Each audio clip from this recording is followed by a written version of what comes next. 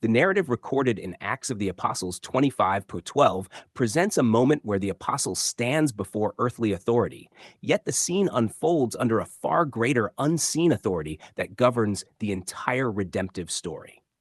Festus, newly appointed as governor, enters into a situation already charged with tension.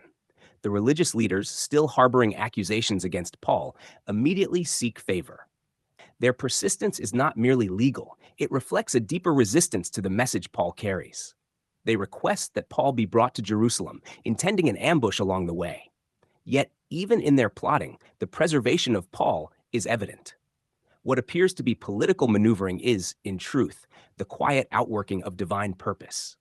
Paul is brought before Festus in Caesarea, and the accusations laid against him are many and serious, yet lacking substance.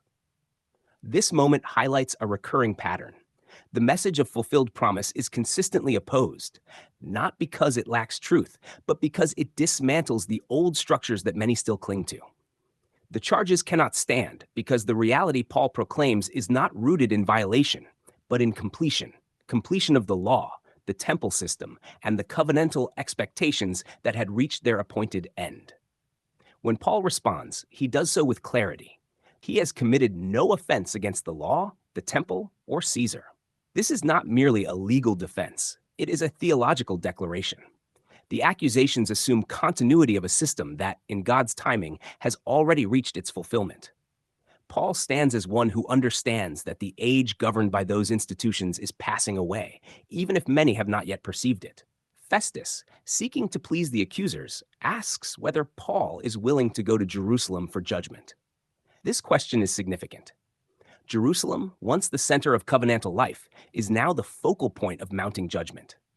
To return there for trial would not simply be a change of venue. It would place Paul within the very epicenter of a system nearing its end. Paul's response is decisive. He appeals to Caesar. In doing so, he shifts the stage from a localized religious dispute to the broader arena of the Roman world. This move aligns with the unfolding purpose that the message would extend beyond the confines of Jerusalem and its institutions. What had been centered in one city is now being carried outward, signaling that the reality of what God has accomplished is not bound to a geographic or ceremonial center. The appeal to Caesar also reveals something deeper about Paul's understanding of authority. Though standing before human courts, he recognizes that his life and mission are not ultimately determined by them. The legal processes, the accusations, and the decisions of governors all operate within a larger framework already established by God. The outcome is not uncertain because the decisive work has already been accomplished. Festus confers with his council and grants the appeal. To Caesar you have appealed. To Caesar you shall go. What appears to be a simple judicial decision is, in reality, another step in the unfolding of a completed plan. The movement toward Rome is not incidental, it is integral. The message of fulfillment, once centered in Israel, now advances into the heart of the empire. Throughout this passage, the tension between the old and the fulfilled is unmistakable. The accusers operate as though the former order still holds ultimate authority, while Paul stands in the reality that its purpose has already been realized. The conflict is not merely legal, it is covenantal. One side clings to what is fading, the other proclaims what has been brought to completion. Thus, the scene is not one of uncertainty, but of transition. The structures that once defined access to God are being shown as no longer binding, while the message carried by Paul reveals that access has already been secured.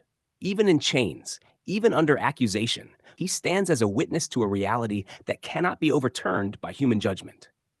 In this way, the passage reveals a profound contrast. Earthly courts deliberate, accuse, and decide, yet above them all stands a finished work that renders their ultimate authority temporary.